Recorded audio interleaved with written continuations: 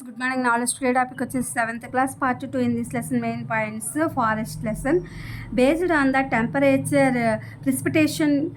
Geologists defined the climate zones according to the savanna climate zones in the world on either side of the equator, 5 degrees to 10 degrees, and the climate area of the north-south latitudes.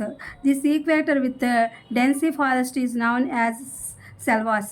The rhodanians in Amazon live in the region, such as pygmy in the Congo basin. The savannas are 10 degrees to 20 degrees on either side of the equator between the north-south latitudes. The desert regions are 15 degrees to 30 degrees on the west side of the continents. The Sahara Desert is the largest desert in the world. Dry weather in the summer is the main characteristic of the Mediterranean climate area from sample in the winter. Grasslands steppes in the climate of the Semitic area. The taiga region extended between 55 degrees to 70 degrees in the northern sphere. Taiga region, it is one of the areas where the world has high weather differences.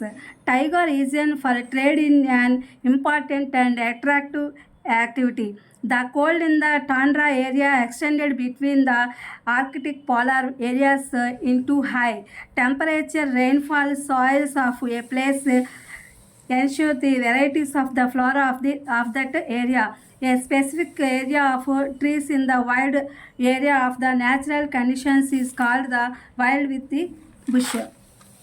Forest area, the main basis of the forest for the survival of primitive species. The government of the India has divided into 3 types of forest for the ease of governance. Reserve forest that have banned activities such as hunting, grazing. Special flora is protected forest set up the protect animals. Forest products can be collected for livelihoods in non-classified forest and grazing livestock. Everlasting green forest grow in areas with higher temperature and rainfalls. These forests are green all year round. This is friends today in this lesson main points part 2 forest in this lesson 7th class Telugu version చూద్దాము. ఉష్ణోగ్రత అవపాతం ఆధారంగా భూగోళ శాస్త్రవేత్తలు ఈ యొక్క శీతోష్ణ స్థితి మండలాలను అనేది నిర్వచించారు. వీరి ప్రకారం ఏంటంటే ప్రపంచంలో 7 రకాలైనటువంటి శీతోష్ణ స్థితి మండలాలు ఉన్నాయి అని చెప్తున్నారు. అలాగే భూమధ్య రేఖకు ఇరువైపులా కూడా 5 డిగ్రీల నుంచి 10 డిగ్రీల వరకు కూడా అక్షాంశాల మధ్య భూమధ్య రేఖ ఉష్ణమండల శీతోష్ణ స్థితి ప్రాంతం ఉంది అని చెప్తున్నారనమాట.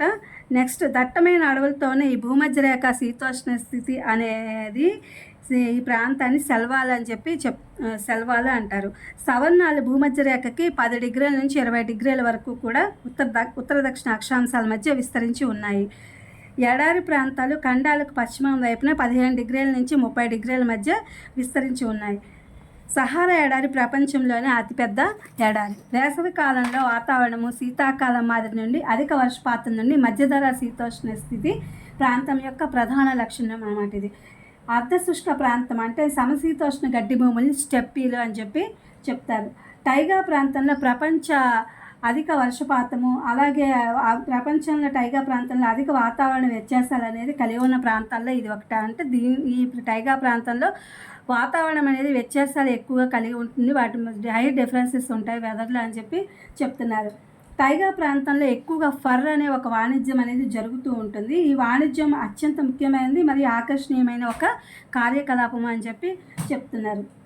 ఆర్కిటిక్ ధ్రువ ప్రాంతం వచ్చేసరికి ఇదేంటంటే ఈ ప్రాంతాల్లో ఆర్కిటిక్ ధ్రువ ప్రాంతాల మధ్య విస్తరించిన టాండ్రా ప్రాంతంలో చలి అనేది చాలా ఎక్కువగా ఉంటుంది అని చెప్తున్నారు.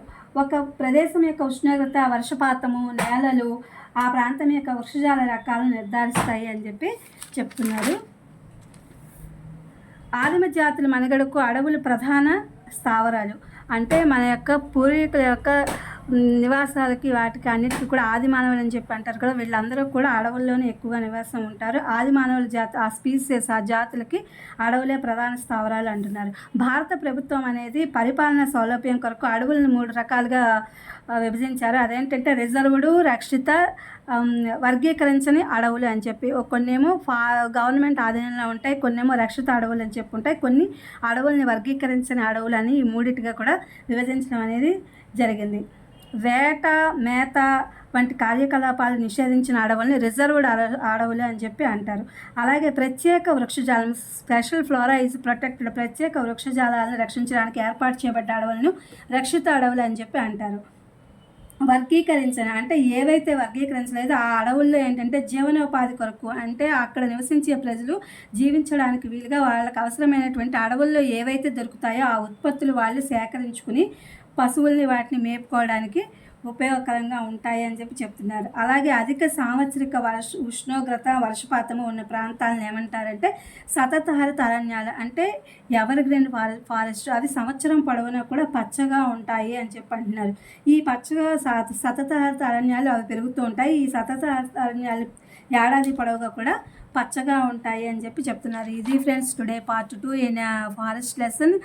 ఇది మీకు ఉపయోగపడుతుందని చెప్పి వీడియో అప్లోడ్ చేస్తున్నా. Please my channel like, share, subscribe and comment. Thank you for watching. Thank you for your support.